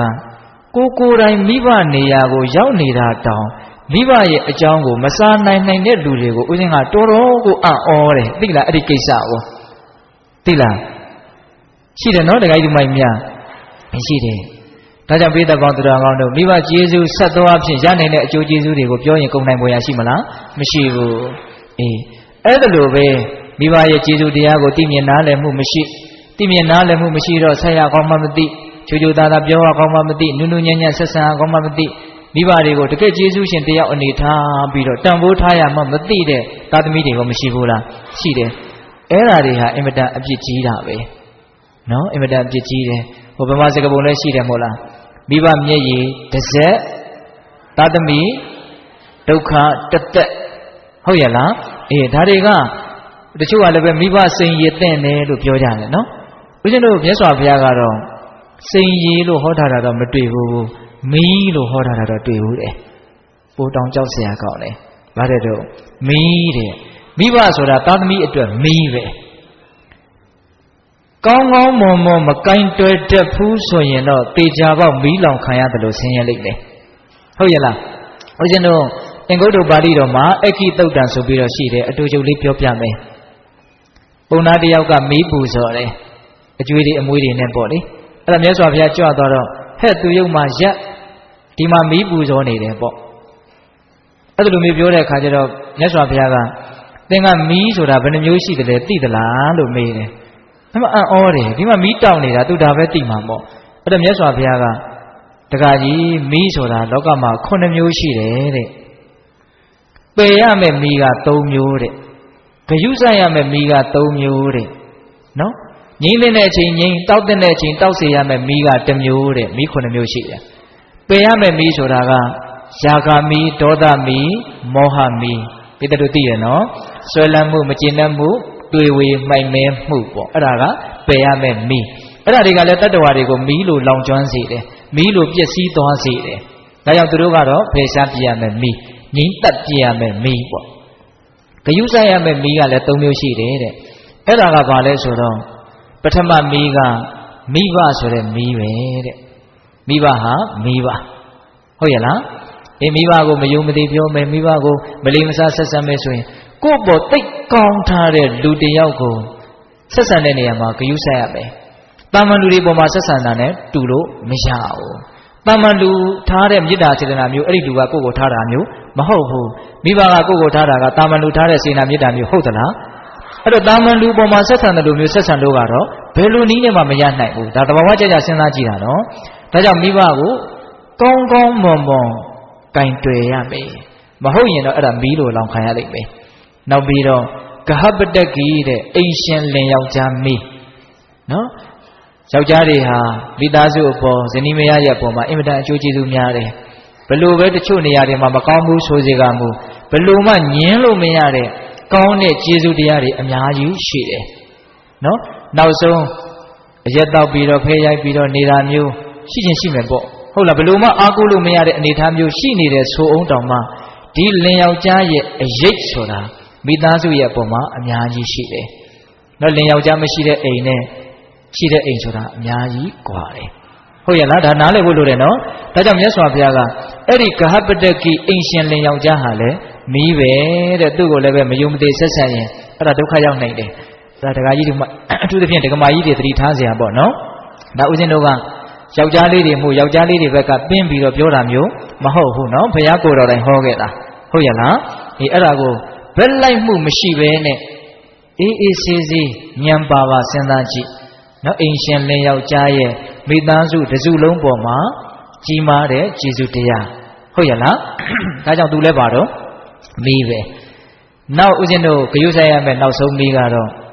သူတော်ကောင်းမီးတဲ့နော်သူတော်ကောင်းတွေကလည်းလောကကြီးပေါ်မှာကျေးဇူးများလွန်းလို့သူတော်ကောင်းတွေရဲ့ပေါ်မှာကောင်းကောင်းမွန်မွန်မဆက်ဆံဘူးကောင်းကောင်းမွန်မွန်မတုံ့ပြန်မှုဆိုရင်အဲ့ဒါလည်းမီးလို့လောင်ကျွမ်းတတ်တယ်ဟုတ်ရဲ့လားအေးငြိမ့်တဲ့ချိန်ငြိမ့်ရမယ်တောက်စေတဲ့ချိန်မှာတောက်ရမယ်ဆိုတဲ့မီးကတော့ထင်းမီးတဲ့အခုလျှက်စစ်မီးပေါ့အခုခေတ်ကြတော့ဟုတ်ရဲ့လားအေးအဲ့တော့မီးဘယ်နှမျိုးတော့9မျိုးအဲ့တော့ရှင်းသူကြီးသူတော်ကောင်းတွေကတော့ဗမာရှင်းလူကြီးတွေကတော့မိဘကိုမယုံမသိမလိမ္မစားကျေးဇူးကမ်းတယ်ဆိုရင်မိဘစိန်ရသိမ့်လိမ့်မယ်လို့ပြောတာမြတ်စွာဘုရားကတော့ဘယ်လိုပြောတာလဲမီးလို့လောင်လိမ့်မယ်လို့ပြောခဲ့တာဟုတ်ရဲ့လားဒါကြောင့်မိဘရဲ့ကျေးဇူးကိုသိဖို့မလိုဘူးလားလိုတယ်ဟုတ်ရဲ့လားအေးအဲ့တော့ဦးဇင်းတို့မိဘကျေးဇူးကိုမဆက်လို့မိဘကျေးဇူးကိုမသိလို့နော်နားလည်မှုမရှိဘဲနဲ့မိုက်မိုက်ကန်းကန်းနေရမယ်ဆိုရင်တော့နောင်တနဲ့လည်းပူရလိမ့်မယ်နော်ကိုတစ်ချိန်မှာအကြီးအကျယ်အစင်မပြေတာတွေဖြစ်တာမျိုးတေကောင်ပေါင်းလည်းဖြစ်တာမျိုးအဲ့ဒီအခြေအနေမျိုးမှာဒါမှမဟုတ်အသက်ကြီးလာပြီးမိဘတွေကမရှိတော့ဘူးဆိုတဲ့အချိန်မျိုးမှာနာလုံးနိုင်ပါလျက်နဲ့လှုပ်တဲ့လှုပ်ထိုက်တဲ့လှုပ်ကိုမလှုပ်ခဲ့ရဘူးလို့နောင်တတွေနဲ့ပူလောင်စရာအကြောင်းမရှိဘူးလားရှိတာပေါ့ဒါကြောင့်ဦးဇင်းတို့သနတန္တဇတ်မှာ ဘုရားလောင်းဇနတန္တမင်းကြီးကလူတွေမှာနောင်တတရား10မျိုးရကြအကြောင်းရှိတယ်တဲ့နောင်တ10မျိုးဟောထားတာရှိတယ်သိလားငဲကလည်းရင်မသိပညာဥစ္စာမစုသူချစ်ကိုဖြတ်သူတတသသူမယား၌ပြမတုံမိပစ္စည်းရှိလျက်ဆိုးစိမလို့မွေးမျိုးမိဘမပြုကြနဲ့ငယ်တုန်းကစပညာမသိခဲ့ဘူးအဲ့ဒါကြီးရင်နောင်တရမယ်နောင်တ10မျိုးဟောရင်တရားအများကြီးရှိသွားမယ်နော်အဲ့ဒီနောင်တရစရာ10မျိုးထဲမှာမိဘကိုပြုစုမွေးမြူခြင်းမပြုခဲ့ခြင်းဒီလည်းပဲနောင်တရခြင်းရဲ့အကြောင်းတရားတစ်ခုပါတဲ့အဲ့ဒါနောက်တစ်ချိန်မှာနောင်တနဲ့ပူလောင်အောင်မိဘကိုပြုစုလုပ်ကျွေးမှုမရှိခြင်းသည်နောင်တရစေခြင်းရဲ့အကြောင်းတရားတစ်ခုလို့နားလည်ရမယ်ဟုတ်ရဲ့လားပြီးတော့ဦးဇင်းတို့ဒါကတော့မျက်မြင်လောကအမြင်အရပြောချင်တာပေါ့လေကိုကမိုက်မဲတယ်ဆိုရင်မိုက်မဲတဲ့သားသမီးလေးတွေရတတ်တယ်ကိုကမိဘအပေါ်မှာတိတ်ပြီးတော့မကြည့်ဘူးဆိုရင်အဲ့ဒါလိုပဲမိဘအပေါ်မှာတိတ်မကြည့်တဲ့သားသမီးမျိုးရတတ်တယ်ဒါရိုက်ကြီးဓဋ္ဌိကြီးမှန်မယ်လို့တော့မဆိုလိုဘူးပေါ့လေဟုတ်ရဲ့လားဒါပေမဲ့ဦးဇင်းတို့လောကအတွေ့အကြုံရဦးဇင်းမိခင်ကြီးကအလွန်ပြောတယ်နော်ဆိုးရတဲ့သားသမီးများဟာမိဘအပေါ်မှာမကောင်းတဲ့သားသမီးများဟာသူတို့အပေါ်မှာမကောင်းတဲ့သားသမီးမျိုးတွေကြီးရတာကိုသူတော်တော်များများတွေ့ရတယ်တဲ့အဲ့ဒါသူကတော့သူ့ကိုယ်သူအမြဲတမ်းလဲဂုဏ်ယူပြီးတော့ပြောတယ်မိဘရဲ့အပေါ်မှာအင်မတန်ကောင်းတယ်ဦးဇင်းအမေကဒါကြောင့်မို့လို့သူသားသမီး9ယောက်ရှိတယ်သူ့အပေါ်မှာအင်မတန်ကောင်းတဲ့သားသမီးတွေရှိပဲသားသမီးနဲ့ပတ်သက်ပြီးတော့သူ့မှာစိတ်ဆင်းရဲတဲ့အကြောင်းမရှိဘူးလောကကြီးရဲ့အင်မတန်ဆန်းကျယ်တဲ့သဘောပေါ့နော်ကံတူအကျိုးပေးလို့ပြောရင်လည်းပဲရနိုင်ကောင်းပါရဲ့ဟုတ်ရဲ့လားဒါကြောင့်ကိုယ့်ဘဝနောင်ရည်ကိုယ့်ဘဝရဲ့နေဝင်ခြင်းကိုကြည့်ပြီးတော့ကိုယ့်ကိုယ်ချစ်သောအဖြစ်လည်းပဲမိဘတွေပေါ်မှာကောင်းတဲ့နယ်လို့ထင်တယ်ဟုတ်လားကိုယ့်ဘဝနေဝင်ခြင်းကဘယ်သူလက်ထက်နေဝင်ရမှာတော့သားသမီးတွေလက်ထက်နေဝင်ရမှာတော့ချစ်ချစ်မုန်းမုန်းစိတ်တိုင်းကြမကြဟုတ်လားအခုချိန်မှာတော့ကိုကသွားနိုင်တာနဲ့စားနိုင်တောင်းနိုင်ဆိုတော့ခတ်တင်းနေခြင်းနေလိမ့်မယ်ဒါပေမဲ့အဲ့ဒီအခြေအနေမျိုးကအမြဲတမ်းရှိမလားမရှိဘူးเนาะပစ္စည်းဥစ္စာဘလောက်ပဲပြည့်စုံသားသမီးနဲ့ကင်းပြီးတော့အနာဂတ်ဦးဇင်းတို့ဘဝနေဝင်ချိန်မှာအစဉ်ပြေဖို့ဆိုတာမလွယ်ဘူးအဲ့တော့သားသမီးကမကောင်းဘူးဆိုရင်တော့တေချာဖို့စိတ်ညစ်ရမှာပဲဒါကြောင့်ကိုသားသမီးလေးတွေကိုငယ်ငယ်လေးတွေကစလိမ်မာရေးချရှိအောင်ကိုတာဝန်အပြည့်အဝရှိတယ်လုပ်ပေးရမယ်ဟုတ်ရဲ့လားအဲ့ဒါလို့လှုပ်ချင်းသည်သူ့ကိုကောင်းအောင်လုပ်ရတော့ရောက်တယ်လို့ကိုလည်းကောင်းအောင်လုပ်ပြီးသားမရောက်ဘူးလားရောက်တယ်ဟုတ်ရဲ့လားအခုတနည်းပြောပြန်ပြီနော်မိဘအပေါ်မှာကောင်းခြင်းတည်မလဲကိုယ့်အပေါ်မှာကောင်းတဲ့သားသမီးမျိုးရနိုင်တယ်မိဘအပေါ်မှာမကောင်းသောအဖြစ်ကိုယ့်အပေါ်မှာမကောင်းတဲ့သားသမီးတွေလည်းရတတ်တယ်ဘုရားရှင်ကဒါလေးကိုပြောတော့ဇတ်တော်လေးတစ်ပုဒ်ကိုအမှတ်ရတယ်သိလားဇတ်တော်လေးတစ်ပုဒ်ပြောပြခြင်းနဲ့ဏိကုံးချုပ်နော်ဘာပြောခြင်းလဲဆိုတော့သားဖ2ယောက်ရှိတယ်သားဖ2ယောက်ရှိတယ်ဖေကြီးကသားကိုအင်မတန်ချစ်တယ်အဲ့ဒါနဲ့ငါသားမင်းအိမ်အောင်ပြုတော့အဖေကိုပြုစုလုပ်ကြွေးအောင်မယ်အိမ်အောင်ပြုသေးဘူးပေါ့အဲ့လိုပြောတဲ့အခါကျတော့မရဘူးဖေကြီးကဇွတ်တခါတည်းရွာထဲကအမျိုးသမီးတစ်ယောက်နဲ့သူ့သားကိုပေးစားတယ်အဲ့တော့အိမ်အောင်ကြသွားရောနောက်တော့သူတဖြည်းဖြည်းနဲ့ကြီးလာတဲ့အခါကျတော့ဒီအဖိုးကြီးကိုချွေးမကမကြည်ပြူတော့ဘူးမကြည်ပြူတဲ့အခါကျတော့ဒီယောက်ျားကိုအမြဲတမ်းသူကတိုက်တယ်ပေါ့ဖေကြီးနဲ့သားရဲ့ကြားအောင်အဲ့လိုပြောပါများတော့တင်ငုတ်တောင်တိုက်ပါများရင်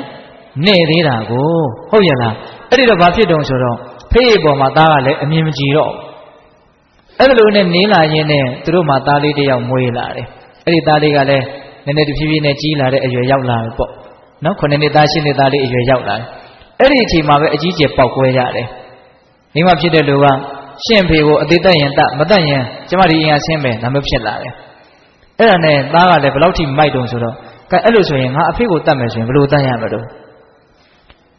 တင်းချန်ကုန်းခေါ်သွားတဲ့တောထဲကိုခေါ်သွားတဲ့ဖေကြီးကလည်းပဲအိုကြီးဆိုတော့ဘာမှမလုပ်နိုင်တော့ဘူးအဲ့ဒါတွင်းတူးပြီးတော့အဲ့ဒီတွင်းထဲကိုထည့်ပြီးတော့ပေါက်ပြားနေတာတခါတည်းထုတက်ပြီးတော့မြုပ်ထားခဲ့လို့အဲ့တိုင်ခိုင်းတာအဲ့ဒါနဲ့သားဖြစ်တဲ့လူကကောင်းပြီဆိုပြီးတော့ဖေကြီးကိုလှဲပေါ်တင်ပြီးတော့တင်းချန်ကိုခေါ်တယ်အဲ့မှာသားပေါက်စလေးကသူတို့သားလေးကအဖေနဲ့အမေနဲ့ကဒီသူ့အဖိုးကိုတတ်မယ်လို့တိုင်မင်းနေတာကိုသူကနားထောင်ပြီးချောင်းပြီးတော့နားထောင်တော့ကြားတယ်အဲ့ဒါနဲ့အဲ့ဒီသားလေးကပညာရှိတယ်ဉာဏ်ရှိတယ်ဒီတိုင်းဆိုရင်တော့ငါအဖေဟာအဖေတတ်တဲ့ကံကြီးထိုက်ပြီးတော့အကြီးအကျယ်ဒုက္ခရောက်မှာပဲမဖြစ်စေရဘူးငါတားဆီးမယ် ဒါပေမဲ့ဒီတိုင်းငါတားရင်တော့ငါအားနဲ့လည်းရမှာမဟုတ်အဲ့တော့အကြောင်းဥပေတမီနဲ့ငါတားမယ်ဆိုပြီးတော့အဖေကျုပ်လည်းလိုက်မယ်ဘယ်လို့မှတားလို့မရဘူးအဲ့ဒါလှဲပေါ်သူပါလိုက်သွားတယ်အဲ့ကလေးကအဲ့ဒါဒီယောက်ျားကဒီသားကလည်းကောင်းပြီဆိုသူ့သားကိုခေါ်ပြီးတော့ဟိုမြေဖို့သားဖ3ယောက်ပေါ့လေသွားကြတာအဲ့ဒါနဲ့ဖေကြီးမြင်ပါဆိုလို့ဖေကြီးကိုလှဲပေါ်တင်လှဲချွတ်ပြီးတော့တခါတည်းတွင်းကြီးတူးတယ်တွင်းတူးတဲ့အခါကျတော့သားကမေးတယ်အဖေဒီတွင်းကဘာလို့မလို့တော့ဖို့ငါအဖေကိုမြုပ်မလို့ကွာအဲ့လိုပြောတဲ့အခါကျတော့ဖေကတူးရတာမပြီးသေးတော့မောပြီးတော့နားတဲ့အချိန်မှာသားကအဲ့ဒီပေါက်ပြားယူပြီးတော့ဟိုးနားလေးမှာခက်လန်းလန်းမှာတခါသားကလည်းအတင်းတူးတယ်တွေ့တူးတဲ့အခါကျတော့ငါသားမင်းဘာလို့မလို့အဲ့တွင်တူးတာတော့ကျွန်တော်လည်းအဖေလမ်းစဉ်လိုက်ရမယ်အဖေကအဖေရဲ့အဖေကိုမြုပ်တယ်လို့ကျွန်တော်ကလည်းအဖေကိုမြုပ်ဖို့အတွက်ဒီတွင်ကိုတူးတာဒီတဲ့စဉ်းစားတော့ဟုတ်ရလားဘာလဲသူ့အဖေမြုပ်ဖို့သူကတူးတယ်လို့သူ့သားကလည်းသူ့ကိုမြုပ်ဖို့တွင်တူးတာအဲ့ဒီချိန်မှာသူတော်တော်လန့်သွားခမင်းဘာတွေပြောတာတော့ပေါ့ဟုတ်တယ်လေခမည်းလည်းခမည်းအဖေကိုခမည်းမှုတ်ကျုပ်လည်းကျုပ်အဖေကိုကျုပ်မြုပ်အဲ့လိုပြောတော့မှသူတော်တော်ထိတ်လန့်သွားတယ်ငါဒါမလုပ်ကောင်းဘူးခမည်းအဲ့လိုပြောသလားပေါ့တကယ်တမ်းကကျုပ်ကဒါတွေကိုတကယ်လှုပ်ချင်လို့မဟုတ်တကယ်စိတ်ကူးရှိတာမဟုတ်အဖေကိုစဉ်းစားမိအောင်လို့ပြောတာကိုယ့်ပေါ်မှာကျေးဇူးကြီးလာတဲ့အဖေကိုဒီအမေရဲ့စကားကိုနားထောင်ပြီးတော့ခမည်းဒီလိုလုပ်တာကောင်းလားလို့အဲ့ဒီမှာသူလက်တွေ့ဆုံးမတာအဲ့တော့ဦးဇင်းတို့ကဒီဇက်တော်လေးကိုဘာကြောင့်အမှတ်ရတာလဲဆိုတော့ကိုယ့်အဖေကိုမြုပ်ဖို့ကြိုးစားတော့ကိုယ့်သားတွေကလည်းကိုယ့်ကိုပြန်ပြီးတော့မြုပ်ဖို့ကြိုးစားကြတာပဲဒီဥပမာတူစွာပဲဟုတ်ရလားခုလူတွေကစုံရည်ဆိုပြီးတော့ပြန်ပြီးတော့ဆံဖို့ကိုမကြိုးစားဘူးဟုတ်တယ်မဟုတ်လားမိဘကသားသမီးကိုချစ်တယ်အဲ့ဒီသားသမီးကလည်းသူ့သားသမီးကိုချစ်တယ်အဲ့ဒီသားသမီးကလည်းသူ့သားသမီးကိုချစ်တယ်အပေါ်ကိုပြန်တက်လာတဲ့လူကိုမရှိဘူးအဲ့တော့ကိုယ်ကလည်းပဲစုံရည်ဆိုပြီးတော့အကြောင်းပြပြီးတော့မဆံမဲနဲ့စုံဆင်းသွားမယ်ဆိုရင်တော့သားသမီးတွေကလည်းစုံရည်ဆိုပြီးတော့အောက်ကိုပဲဆက်ပြီးတော့ဆင်းသွားမှာပဲဟုတ်တယ်မဟုတ်လားအဲ့တော့ဒီစုံရည်ဆိုတဲ့သဘောကြီးကဆံလို့မရဘူးလားရတာပေါ့ကိုယ့်ပေါ်မှာပဲမူတည်တာပဲမဟုတ်လားအဲ့ဒါကိုကဆံရည်ဖြစ်အောင်ကြိုးစားမယ်ဆိုရင်ကိုသားသမီးတွေကလည်းပဲကိုလမ်းစဉ်ကိုလိုက်အတုမြင်အတက်တင်ပြီးတော့ကိုယ့်ရဲ့စိတ်ဓာတ်ကိုလေးစားအားကျပြီးတော့ဟုတ်ရဲ့လားကိုယ့်ရဲ့အတုတွေကိုလိုက်မလာပြီဘူးလားလိုက်လာမယ်ကိုကမိဘပေါ်မှာကလန်ကဆန်ဆက်ဆံနေတာတွေကိုကိုသားသမီးတွေကမမြင်မဲနေမလားဘလို့မှလေးစားမှာမဟုတ်ဟုတ်လားအဲ့တော့သူတို့လှည့်ကြရင်လည်းကိုယ့်ကိုဘာလုပ်လိုက်မလို့ကလန်ကဆန်ဆက်ဆံမှာပဲပိတ္တတို့စဉ်းစားတော့ဒါကြောင့်မိဘကျေးဇူးကိုဆက်တဲ့နေရာမှာကျေးဇူးရှိလို့ကိုဆက်ရတဲ့အပိုင်းကတော့အဓိကပါဟုတ်လားနောက်ပြီးတော့ကိုအရှင်ပြေအောင်လှုပ်သောအားဖြင့်ကိုလည်းပဲဆက်တဲ့နေလို့ထင်တယ်ဟုတ်ရလားဘယ်ရှုတော့ငါပဲကြည့်မိဘကျေးဇူးဟာသိမြင်နားလည်းပြီးတော့တတ်နိုင်တယ်မြတ်မဆက်တင်ဘူးလားဆက်တင်တာပေါ့ဟုတ်ရလားဒါကြောင့်ဘေးသက်ပေါင်းတော်ကောင်းတို့မိဘနဲ့ပတ်သက်ပြီးတော့ပြောရင်ကုန်နိုင်ပွဲရမရှိဘူးအဓိကကတော့အမှန်တရားကိုသိမြင်နားလည်ပြီးတော့လှုပ်တဲ့လှုပ်ထိုက်တာကိုလှုပ်ကြဖို့ပါဒါပါပဲဟုတ်ရဲ့လားဦးဇင်းတို့အခုပြောနေတဲ့စကားတွေထဲမှာလှုပ်ကြံပြီးတော့ပြောနေတာတခုမှမပါဘူးအဲ့တော့မိဘကျေးဇူးကောင်းအောင်မပြောနိုင်ဘူးဆိုတာလည်းအမှန်ပဲသားသမီးတွေပေါ်မှာမိဘတွေကချစ်တယ်ဆိုတာလည်းအမှန်ပဲအကျိုးစီးပွားကိုလိုလားတယ်ဆိုတာလည်းအမှန်ပဲကိုယ်တိုင်မိဘဖြစ်နေတာအင်မတန်ထင်ရှားတဲ့ဥပမာပေါ့မသိတာဘူးလားသိတာတာပေါ့ဟုတ်ရဲ့လားအဲ့တော့အဲ့ဒီအချက်တွေကိုစဉ်းစားလိုက်မယ်စဉ်းစားမိမယ်ဆိုလို့ရှိရင်မိဘတွေရဲ့အပေါ်မှာကျေးဇူးတရားကိုသိမြင်နားလည်ပြီးတော့တုံ့ပြန်ခြင်းစစ်မှန်တဲ့စေတနာမေတ္တာတွေထားနိုင်ခြင်းအဲ့ဒါမျိုးကောင်းမြတ်တဲ့အပြုအမူတွေမဖြစ်ပေဘူးလားဖြစ်မယ်ဒါကြောင့်ဘေးသက်ပေါင်းသူတော်ကောင်းတို့မိဘရဲ့ကျေးဇူးတရားကိုအထူးသိမြင်ကြဖို့မလိုဘူးလားဒါကြောင့်ဦးဇင်းတို့တရားကောင်းစဉ်တတ်ထားတာကဘာလဲတော့မိဘကျေးဇူးအထူးသိပါလို့တရားကောင်းစဉ်တတ်ထားတာဟုတ်ရဲ့လားဒါကြောင့်ဦးဇင်းတို့ဒီနေ့အချက်အလက်6မျိုးပြောခဲ့တယ်နော်မိဘရဲ့ကျေးဇူးတရားဆိုတာအင်မတန်ကြီးမားပါတယ်မိဘဆိုတာဗြဟ္မာပါမိဘဆိုတာလက်ဦးဆရာပါမိဘဆိုတာအိမ်ဦးနတ်ပါဟုတ်ရဲ့လားမိဘဆိုတာမြတ်သောအလှခံပုဂ္ဂိုလ်ပါဒါတွေကိုဦးဇင်းတို့အကျေချက်ပြီးတော့မပြောဘူးနော်ကိုယ့်ပေါ်မှာအင်မတန်ကောင်းတဲ့အတွက်ကြောင့်မိဘဆိုတာဘာတော့ကိုယ့်အတွက်ကုသိုလ်မျိုးစေ့ကိုအင်မတန်ကြီးထွားခွင့်ပေးတဲ့အနေအထားမှာမရှိဘူးလားရှိတယ်ဒါကြောင့်မိဘရဲ့ကျေးဇူးတရားတွေကိုအဲ့လိုသိမြင်နားလည်ပြီးတော့ကျေးဇူးတရားတွေမကဘူး ကျွေးဆိုတဲ့ပုံတရံတစ်မျိုးနဲ့တောင်မှကိုယ့်ပေါ်မှာတင်းနေတယ်ဆိုတဲ့အဆင့်ထိနားလည်ထားဖို့မလိုဘူးလားအေးကျွေးဟောင်းဆက်ရတယ်ကျွေးသစ်ချရတယ်ရွှေအိုးမြှုပ်ရတယ်ဆိုတဲ့စကားကိုထောက်ပါဂေါရမီထေရီကြီးပြောထားတဲ့မြတ်စွာဘုရားတပည့်တော်ပေါ်မှာအရှင်ဘုရားကျွေးကြည်ပါပြီဆိုတဲ့စကားကိုလည်းထောက်ထားပါအဲ့ဒါကျွေးတွေပဲမဟုတ်လားအေးကျေးဇူးတွေရှိတယ်ကျွေးတွေရှိတယ်ဆိုရင်ရိုးသားတဲ့စိတ်သာရှိပါစေပြန်ဆက်ခြင်းတဲ့စိတ်ရှိကိုရှိရလိမ့်မယ်ဟုတ်ရလားအေးဒါကြောင့်ပြန်ဆက်ဖို့မလိုဘူးလားလိုတယ်အဲ့ဒါလိုပြန်ဆက်ခြင်းဒီပင်နဲ့ဒါသူတော်ကောင်းတို့ရဲ့လမ်းစဉ်မှာကျေးဇူးဆိုတာမဖြစ်မနေဆက်ကြရမှာပါဟုတ်ရလားအေးအဲ့ဒါလိုနားလည်ပြီးတော့ဘယ်လိုဆက်ကြမလဲမိဘတွေအစင်မပြေသေးအထိထိုင်ဆောင်နေမလားဒါမှမဟုတ်ရင်ကိုယ့်ရဲ့မပြည့်နိုင်တဲ့မဆုံးနိုင်တဲ့လောဘရဲ့အလိုပြည့်သည့်အထိငါအခြေအနေကောင်းမှပဲဆက်တော့မယ်ဆိုပြီးတော့ကိုယ်အခြေအနေကောင်းသည့်အထိထိုင်ဆောင်နေမလားဟုတ်ရလားဒါမှမဟုတ်လောလောဆယ်အခြေအနေမှာကိုအကောင်းဆုံးဖြစ်အောင်လုပ်မလားမစဉ်းစားတဲ့မို့လားစဉ်းစားတဲ့နဲ့အဲ့လိုနီးနေမိဘပေါ်မှာဆက်ရမယ်ကျေးဇူးဆက်ရမယ်နောက်ဆုံးကိုကကြက်တဲလွန်းလို့မတတ်နိုင်ဘူးဆိုရင်တောင်မှအ ਨੇ ဆုံးတော့ချိုတဲ့စကားအေးတဲ့မေတ္တာတော့ပေးနိုင်ရမယ်ဟုတ်ရလားပေးနိုင်ရမယ်အဲ့ဒီတည်းမှာအကောင်းဆုံးကျေးဇူးဆက်နည်းကတော့တရားတရားမရှိတဲ့မိဘကိုတရားတရားရှိအောင်ပြောပေးနိုင်ရမယ်သီလမရှိတဲ့မိဘကိုသီလရှိအောင်ပြောပေးနိုင်ရမယ်ဟုတ်လားပြီးတော့ပါတော့စွန့်ကြဲမှုစာကမရှိတဲ့ဝင်တူတဲ့မိဘကိုစွန့်ကြဲမှုစာကရှိအောင်ပြောပေးနိုင်ရမယ်အဲ့ဒါအကောင်းဆုံးကျေးဇူးဆက်နည်းပါတဲ့ဟုတ်ရလားအဲ့ဒါလို့ကျေးဇူးတရားကိုသိမြင်နားလည်ပြီးတော့ကျေးဇူးဆက်ကြမယ်ဆိုလို့ရှိရင်ဒီဘဝတွင်ကိုချမ်းသာမှာပါတရားမင်းဖြစ်ကြောင်းအကြောင်းတရားပါဟုတ်ရလားမိဘရဲ့မေတ္တာနဲ့မေတ္တာတွေတပတ်လည်ပြီးတော့အင်မတန်ကြက်တည်ရှိတဲ့အေးချမ်းတဲ့အိမ်တအိမ်ဖြစ်လာနိုင်တယ်ဟုတ်ရလားကိုယ့်ရဲ့မွန်မြတ်တဲ့ဒီစေတနာတို့ရဲ့အကျိုးပေးကိုဒီဘဝတွင်မခံစားရပြီဘူးလားခံစားရလိမ့်မယ်နောက်တစ်ချိန်မှာနောက်တရစရာအကြောင်းလည်းမရှိဘူးဟုတ်ရလားအဲ့ဒါလို့အမျိုးမျိုးသောအကျိုးတရားတွေကိုလည်းမျှော်ကိုးပြီးတော့ကျေးဇူးတရားကိုဆက်ဖို့မလိုဘူးလားလိုပါတယ်အကယ်၍ကျေးဇူးကိုမဆက်တဲ့အပြင်ကမ်းမယ်ဆိုရင်တော့ကျေးဇူးတရားကိုအတိအမှတ်မပြုတ်နိုင်ဘူးဆိုရင်တော့ဒေသပေါင်းသူတော်ကောင်းတို့ဘာဖြစ်နိုင်တော့မီးလို့လောင်ကျွမ်းခြင်းကိုခံရစေနိုင်တယ်ကိုယ့်ရဲ့ဘဝဟာအင်မတန်ပူပူလောင်လောင်ဖြစ်လိမ့်မယ်ဟုတ်ရလားတခါတလေစိတ်ဆင်းရဲတာကပဂတိမီးကိုကိုက်မိတာတဲ့တောင်ခံရခက်တာမျိုးရှိတယ်မို့လားဒါကြောင့်ဘဝမှာအစင်မပြေခြင်းဆိုတဲ့မီးတွေအလောင်မခံရအောင်မိဘကိုဂယုတစိုက်တမျက်တနူးတန်ဖိုးထားပြီးတော့ဆက်ဆံကြဖို့မလိုဘူးလားလိုတယ်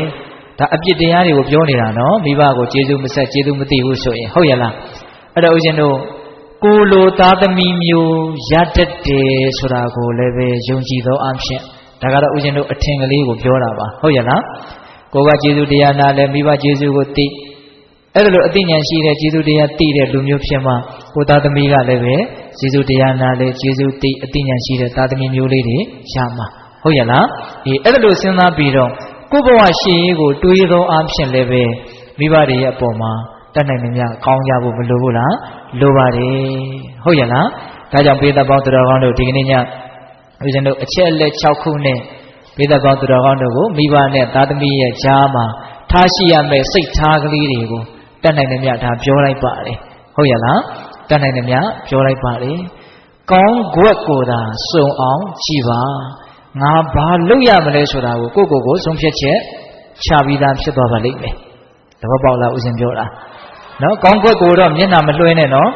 အဲ့ဒါကိုတော့မျက်ွယ်မပြုတ်နဲ့မိဘတွေကကိုယ့်ပုံမှာကောင်းတယ်ဆိုတာဘယ်လိုမှညင်းလို့မရဘူးအဲ့ဒါဒစိမ့်စိမ့်သာတွေး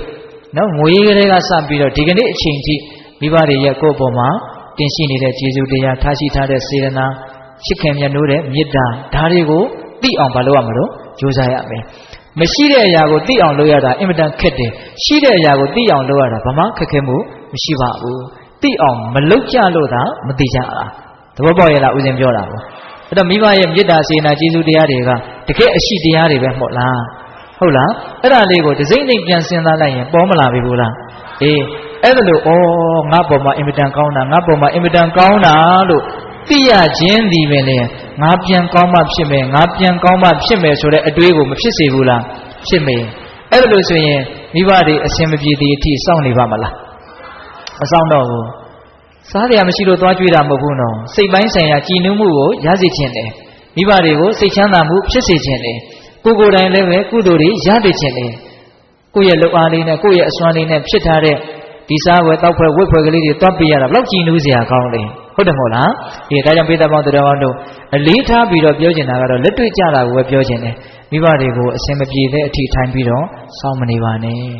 ဟုတ်ရဲ့လားနော်ပြီးတော့ဘာတော့ကိုအစင်ပြေခြင်းတလောက်ကြီးပြေသည်အထိလည်းပဲထိုင်ပြီးတော့စောင့်မနေပါနဲ့ဘာမှမတတ်နိုင်ဘူးဆိုရင်လည်းပဲအ ਨੇ ဆုံးချိုတဲ့စကားအေးတဲ့မေတ္တာတော့ပေးပါဒါကလေးကတော့ဥစဉ်ကအနှစ်အနေနဲ့ပြောခြင်းတယ်ဟုတ်ရဲ့လားဒါကြောင့်ပိဿပေါင်းတော်ကောင်းတို့ကြီးမားလှတဲ့မိဘတို့ရဲ့ကျေးဇူးတရားမေတ္တာတရားကိုပြန်လည်တုံ့ပြန်သောအားဖြင့်မြတ်စွာဘုရားရဲ့စကားတော်ကိုလိုက်နာကြတဲ့ကိုချမ်းသာအောင်ပြုနိုင်ကြတဲ့သူတော်ကောင်းတွေဖြစ်ကြပါစေလို့ဦးဇင်းတို့ဆန္ဒပြုပြီးတော့မေတ္တာပို့ပြီးတော့အဆုံးသတ်ကြရအောင်ဦးဇင်းတို့တရားဟောတာတနာရီနဲ့15မိနစ်ရှိသွားပြီနော်ဒါကြောင့်ပိဿပေါင်းသူတော်ကောင်းတို့စကားတွေကတော့ထက်နေတယ်ဒါပထမဦးဆုံးဟောတာပဲမိဘမေတ္တာနော်ဒါကြောင့်ဦးဇင်းတို့မိဘကျေးဇူးအထူးသိပါ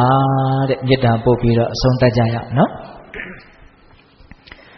ဘဝတုသဗ္ဗမင်္ဂလာရက္ခန္တုသဗ္ဗဒေဝတာသဗ္ဗဗုဒ္ဓ ानु ဘာဝေနတရာဒုက္ခိဘောတုတိဘဝတုသဗ္ဗမင်္ဂလာရက္ခန္တုသဗ္ဗဒေဝတာသဗ္ဗသံဃာ ानु ဘာဝေနတရာဒုက္ခိဘောတုတိဘဝတုသဗ္ဗမင်္ဂလာရက္ခန္တုသဗ္ဗဒေဝတာသဗ္ဗသံဃာ ानु ဘာဝေနတရာဒုက္ခိဘောတုတိတေတုံဝါကတင်တရားနာပိသပေါင်းသူတော်ကောင်းတို့ဇာတာအလုံးသောတတ္တဝါနန္ဒတို့အားသဗ္ဗမင်္ဂလာလောကီလောကုတ္တရာကောင်းဆိုသမျှမင်္ဂလာဝဝတိဘဝတုကောင်းစွာမသွေဖြစ်တော်မူကြပါစေတည်းသဗ္ဗဒေဝတာမိမိတို့ခန္ဓာကိုယ်မှာစောင့်ကြနေကြကုန်သောနတ်မိမိတို့အိမ်မှာစောင့်ကြနေကြကုန်သောနတ်မိမိတို့သာနာမိမိတို့ကဘာမှာစောင့်ကြနေကြကုန်သောဓမ္မယနာကောင်းနာပေါင်းတို့ကလည်းပဲရက္ခန္တုကောင်းစွာမသွေစောင့်ရှောက်တော်မူနိုင်ကြပါစေတည်းသဗ္ဗဗုဒ္ဓ ानु ဘာဝေနခေငါဝါလူသေးစုမကပွင့်တော်မူကြတဲ့ဆုစုတော်တာပါဘုရားရှင်ကိုတော်မြတ်တို့ရဲ့တကုတေဇောအာနုဘောတော်တို့ကြောင့်၎င်းသဗ္ဗဓမ္မ ानु ဘာဝေနမဲလီရန်ဖူလီရန်နိဗ္ဗာန်ပရိယတိယဆိုသောစေတံတော်တရားတော်မြတ်တို့ရဲ့တကုတေဇောအာနုဘောတော်တို့ကြောင့်၎င်းသဗ္ဗသံဃာ ानु ဘာဝေနမက္ကထံ၄ယောက်ဖလထံ၄ယောက်ဆိုသောရှင်ယောတော်ရိယသံဃာရှင်မြတ်တို့နှင့်တကွာသီလဂုဏ်သမာဓိဂုဏ်ပညာဂုဏ်တို့နှင့်ပြည့်စုံတော်မူကြတဲ့သမုဒိတံကအရှင်ကောင်းအရှင်မြတ်ပေါင်းတို့ရဲ့တကုတေဇောအာနုဘောတော်တို့ကြောင့်၎င်းတရားနေရောညပါဘေခမဆိုင်ခြင်းရှိတိုင်းဒုက္ခိကိုယ်စိတ်နှပြချမ်းပါချမ်းသာခြင်းရှိကြကုန်သည်ဘဝတုကောင်းစွာမသွေဖြစ်တော်မူကြပါစေတည်း